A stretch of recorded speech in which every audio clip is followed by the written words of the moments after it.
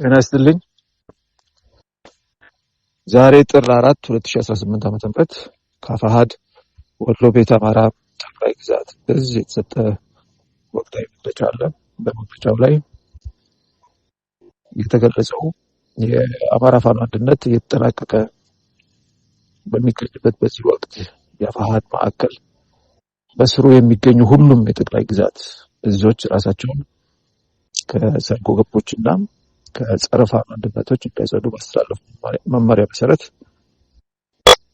እዙ በጎንዮሽ ጥልቅ ግምገማ ሲያደርግ እንደነበር አትቷል። ከግምገማው በኋላ ውሳኔ ማስተላለፉ ይህም ውሳኔ ኮሎኔል ፋንታሁን ኦሃፓና ሌሎች ብዙ ህዝብ ማይጠቅሟቸው ካላቸው የኃላፊነት ቦታ እንዲነሱና እንዲታገዱ መወሰኑንም ገልጿል። ከዚህም ማስታኮ ኮሎኔል ፋንታሁን በየትኛውም እንቅስቃሴ ላይ እዛችንንም ሆነ ድርጅታችን የማያውቁ መሆኑን እናሳውቃለን ደምድሟል ማለት ነው። በዚሁ ልክ የእዙን ውሳኔ የአፋሕድ ስራ አስፈጻሚ ኮሚቴም እንደዚሁ ተቀብሎ ተግባራዊ አድርጓል። አሁን ዛሬ እንደምትሰማው ከሆነ ኮሎኔል ፋንታሁን ትናንት ሌሊት ባልታወቀ ሰዓት ተሰውረው ወደ ዳውንት ከተማ ገብተው ከዳውንት ከተማ የአገዛዙ ሄሊኮፕተር መጥቶ ይዟቸው ወደ አዲስ አበባ እንደሄደ ሰምተናል።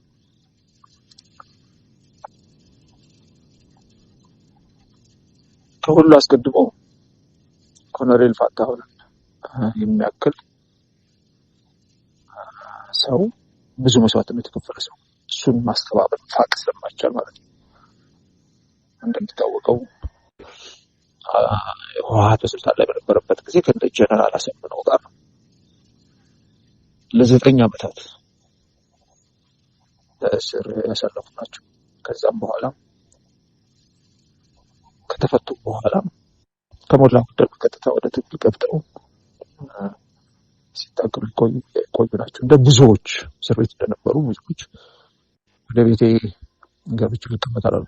የከፈልኩት መስዋዕት በቂ ነው፣ ድርሻዬን ሰጥቻለሁ፣ አሁን ደግሞ ወደ ግል ህይወቴ ልመለስ አለ።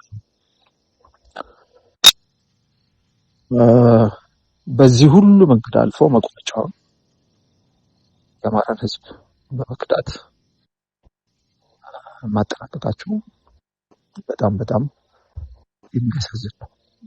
እንደ ሰው እናዝንላቸዋለን። በተለይ ደግሞ በተወሰነ ደረጃ ቢሆን በቅርበት ከ1 ዓመት በላይ አብረን ከመስራታችን አኳያ ማለት ነው። ይህ አልነበር የእሳቸው መጨረሻ መሆን የነበረበት። ከዚህ ይልቅ ለገቡት ቃል ኪዳን እስከ መጨረሻ ታማኝ ሆኑ ነበር መከተል የነበረባቸው። ያ ሆን አልቻለም። እንግዲህ ፊት ለፊት ከሚቀመጠው ከሚታየው ነገር በስተጀርባ ለዚህ አይነት አሳፋሪ ድርጊት የዳረጋቸው ነገር አለ ወይ መጠየቅ አለብን። አለ። እሱን በኋላ መጠኑ ይሄድበታለሁ። በጣም ዝርዝር ነገር ፈልግ አይደለም። ፊት ለፊት በቅርብ ለምናውቃቸው ሰዎች ወደ የምናውቀው ነገር ነው። ሆኖም ግን ወደ አደባባይ ወጥቶ አያውቅም። ቅድም እንዳልኩት 9 ዓመታት ታስረው ኮሎኔል ፋንታሁን የተፈቱት እነዛን 9 ዓመታት ሲታሰሩ በጣም በአስቸጋሪ ሁኔታ ውስጥ ነበሩ። ሌሎች ከነበሩበት በተለየ ሁኔታ ማለት ነው። ለምንድን ነው እንደዛ የምለው? በተመሳሳይ ጊዜ እኔም እዚያው እስር ቤት ስለነበርኩኝ ማለት ነው። ቃሊቲና ቅሊንጦ ማለት ነው አዲስ አበባ። በጣም ከባድ የሆነ ህመም አለባቸው። ይህ ህመም ምንድን ነው ለው አያስፈልግም። በቅርብ ናቃቸው ሰዎች በቂ ግንዛቤ አለን። እዚያው እስር ቤት በነበሩ ጊዜ የሚታወቅ ነገር ነው። ከወጡም በኋላ አብሯቸው ያለ ችግር ነው። አሁንም በትግሉ ዘመን ውስጥም እንደዚሁ አብሯቸው ያለ ችግር ነው ማለት ነው። የሕክምና ባለሙያዎች ትሪተብል በትኖት ኪውረብል የሚሏቸው የበሽታ አይነቶች አሉ። የሚታከሙ ግን ማለት ነው ሊታከሙ የሚችሉ በቁጥጥር ስር ሊሆኑ የሚችሉ ታማሚውን ወዲያው የማይገድሉ ግን መድኃኒት ያልተገኘላቸው በሽታዎች አሉ። በጣም ጥቂት ናቸው እነዚህ በሽታዎች። ከነዛ መካከል አንዱ እሳቸውን እያሰቃያቸው የሚገኝ ማለት ነው። አሁን እደግመዋለሁ፣ እንደዚህ ነው አንልም። ትክክል ስለማይሆን ፕራይቬሲ የሚሉት ነገር አለ ፈረንጆች። እሳቸው በገዛ ፈቃዳቸው እንደዚህ ታምም ያለው እስካልገለጹ ድረስ ሌሎች እንደዚህ ታምሟል ማለት ጨዋነት ስላልሆነ ሞራላዊ ስላልሆነ ከእኛም ስለማይጠበቅ ማለት ነው። ከኢትዮጵያ ይጠበቃል አይደለም። ስለዚህ በኢትዮጵያ ጨዋነት አቅፍ ውስጥ ሆነን አንድ ቁም ነገር ሁላችንም ግን ያስፈልጋል ማለት ነው። የማይድን በሽታ አላቸው፣ ህመም አላቸው። ይህን ህመም ተቋቁሞ 9 ዓመት የታሰሩት። ስለዚህ ሌሎች እስረኞች ከነበረብን ችግር የተለየ ችግር ነበረባቸው። አንድ የእሳቸውን የእስር ዘመን የሚያደርገው ማለት ነው። በትግል ዓለም ውስጥም እያለን ይህን ችግር ችለው ነው ቆይት ማለት ነው። ሁላችንም በተለይ ደግሞ 2 ዓመታት ተኩል ሁላችንም ያለነው ቤታችን መጥተን በአስቸጋሪ ሁኔታ ውስጥ ካለን አፈር ላይ ነው የምንውለው፣ አፈር ላይ ነው በጣም የምንጠጣው የምንቀመጠው እናዘር። በአጠቃላይ አስቸጋሪ ሁኔታ ውስጥ ያለ ነው። የእሳቸውን የሚለየው እንዳልኩት በህመም ውስጥ ሆነው ችግር ተቋቁሞ ባለፉት 2 ዓመታት ውስጥ አሁን 3 ዓመት ሊሞላው ነው በትግል ውስጥ ያሉት።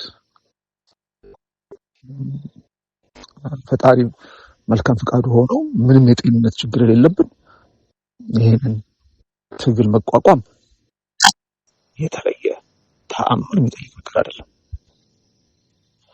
እንደሳቸው አይነት ችግር ያለበት ግን ከባድ የሚለው ደግሞ ይሰመሩበት ጭቅላቷ ነገር አይደለችም። ብዛት ስኳር የምንላት አይደለችም። ሌላ ከበድ ያለ ችግር የየዕለት ስቃይ ያለበት በየዕለቱ ይሰቃያል። ስለዚህ ያለንበት አስቸጋሪ ሁኔታ አለ። ጥሩ ምግብ የለም፣ ጥሩ ሁኔታ የለም፣ ጥሩ ውሎ የለም። ከዛ ባሻገር ደግሞ በሽታ ያለባቸው ሰዎች በተለይ ደግሞ ከበድ ያሉ በሽታ ያለባቸው ሰዎች ደግሞ የተለየ ሸክም አለባቸው ማለት ነው። በዚህ ሁኔታ ውስጥ ያለፉት 2 ዓመት ተኩል ያሳለፉት ሂደት ነው። እሳቸው ደግሞ ያለባቸው በሽታ ከቀን ወደ ቀን እየባሰ ነው። አሁንም ደግሞ አለው እየባሰ ሰውነት የሚያደቅ።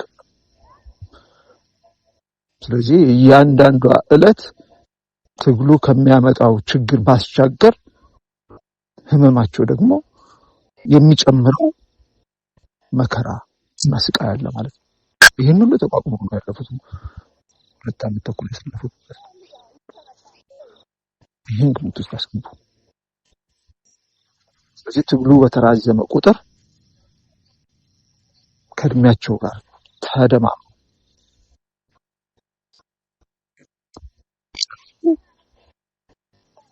የግል ፈተና ሆኖባቸዋል። የስጋ ፈተና ሆኖባቸዋል ይህ ትግል። ስለዚህ ይህን ግምት ውስጥ ማስገባት ግድ ይላል። ይሄ ማለት የሰሩት ነገር ትክክል ነው ማለት አይደለም። የሰሩት ስራ ክህደት ነው።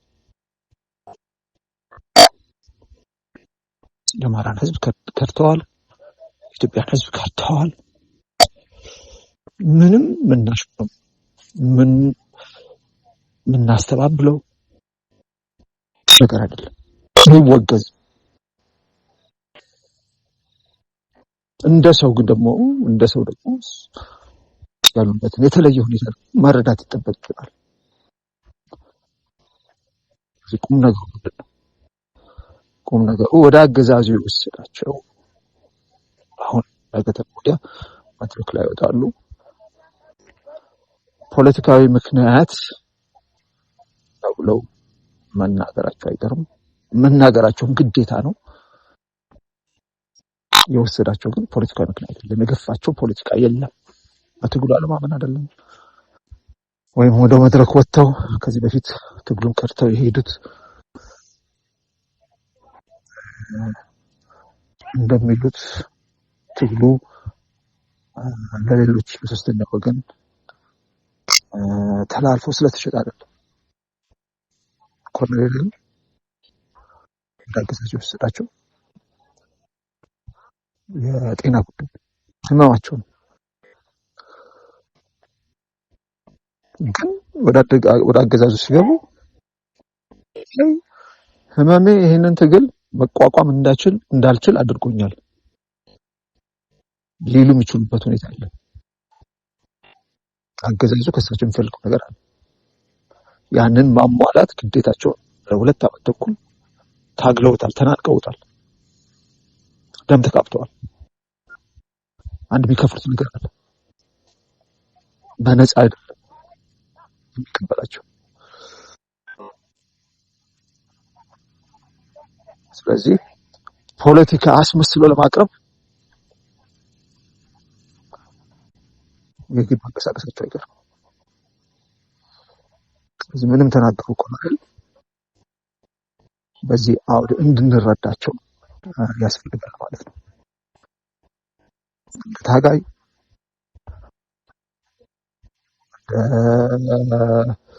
ድርጅት አባል የህልውና ፈተና እንዳጋጠመው አማራ ድርጊታቸውን እናወግዛለን ያለምንም ቅድመ ሁኔታ። ክህደት ነው፣ ነጭ ክህደት ነው።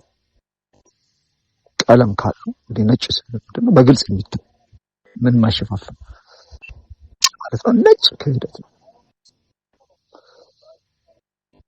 በገቡት ቃል መሰረት እስከ ህይወታቸው ፍጻሜ ድረስ ጸንተው ቆይት ነበረባቸው። ግን ስጋ ያሸንፋል። ጥርሳቸውን ነክሰው ለረዥም ጊዜ ታግለዋል። አሁን ስጋቸው ያሸነፋቸው ገብተዋል። ምንም ቢናገሩ ልንደነቅ አይገባም። ዋና ቁም ነገር ምንድነው? እንደ ህዝብ እንደ አድማጭ መታለል። ይሄን መልእክት ማስተላለፍ የፈለኩት ማለት ነው። በውስጥ ለምናውቃቸው ግልጽ ነው። በተለይ ለእኔ ረዥም ጊዜ የሚያውቃቸው ማለት ነው። እንኳን በአካል የተዋወቅ ነው ከስር ከተፈታ በኋላ ቢሆንም ለምሳሌ ጊዜ አብረን አልነበርንም። የተለያየ ቦታ ግን ከዛ በሳቸው ጉዳይ ታስረው የነበሩ ሰዎች ጋር አብሬ ነበርኩኝ እና ስለሳቸው ይነግሩኝ ነበር። እንዳልኩት ስለ ህመማቸው የሚያነሱት የሚደነቁባቸው እና ከዚህ አኳያ ነገሮች ህዝባችን እንዲረዳው ያስፈልጋል። የግል ጉዳይ ነው የወሰዳቸው ወደዛ፣ ሌላ ምንም ፖለቲካዊ ምክንያት የለም። የአማራ ትግል ለማንም ተላልፎ አልተሸጠም፣ ሊሸጥም አይችልም። ይህን ትግል የምንጠብቅ ሰዎች አለን። ይህ ህዝብ የሚያቀን ዛሬ አይደለም፣ ትላንት አይደለም። በዚህ ትግልም ብቻ አይደለም፣ በፋኖ ትግል ውስጥ ብቻ አይደለም፣ ረዥም ጊዜ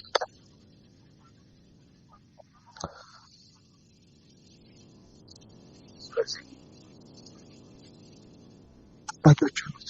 ህዝቡ ራሱ ጠባቂ ነው። ህዝቡም ቢሆን ይህን ትግል ለማንም አሳልፎ ጥቂት ሰዎች የሚጠብቁት ትግል አድርጌ ያስቀምጥኩትም አይደለም። ህዝቡ ራሱ ትግሉን ይጠብቃል። ባለቤቱ ህዝብ ነው። ግን ደግሞ በዚህ ትግሉ ውስጥ ደግሞ ለረጅም ዘመን ለህዝብ ለእውነት ታማኝ ሆነው የኖሩ ሰዎች ደግሞ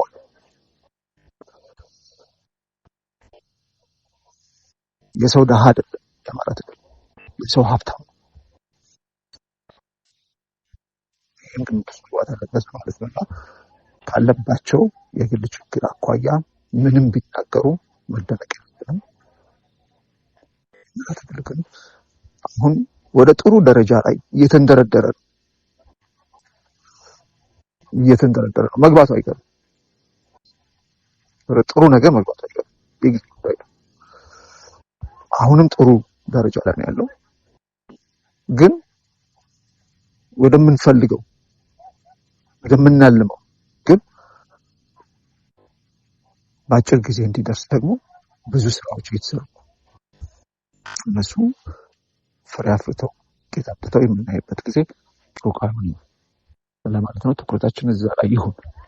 ይሄ ትኩረታችንን ከዛ ላይ ለመንቀል ነው።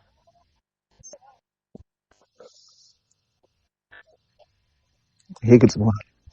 ከዚህ ከፋኖ አንድነት ጉዳይ ጋር የተያያዘ ድርጊት ነው ታይሚንጉ ማለት ነው። ይሄ ሰዓት የተመረጠበት አሁን እየበሰለ ያለ ጉዳይ አለ። እሱን ለማደናቀፍ በዚህ በተዘጋጀልን ወጥመድ ውስጥ እንገባለን ወይ? አይመስለኝም። ይሄን ያህል ሞኝ አይደለም፣ እናልፈዋለን። ጊዜያዊ የሆነ ብዥታ ይፈጥራል፣ ጊዜያዊ የሆነ ጫጫታ ይፈጥራል። አዎ ቋሚ የሆነ ጫጫታ፣ ቋሚ የሆነ ብዥታ፣ ቋሚ የሆነ እንድምታ ያመጣል። ፈጽሞ ዛሬ ትግል ስለሆነ የያዝነው ይህ ትግል ፈጥኖም ሆነ ረፍዶ ከዳር እናደርሰዋለን። መቼ ነው እንጂ ይሳካል ወይ የሚል ጥያቄ ነው ትግላችን። ከዚህ አኳያ እንድናየው ነው በትህትና የሚጠይቀው። ትግሉ ተጠናክሮ ይጠይቃል። አመሰግናለሁ። እስክንድር ነጋ ከክፋት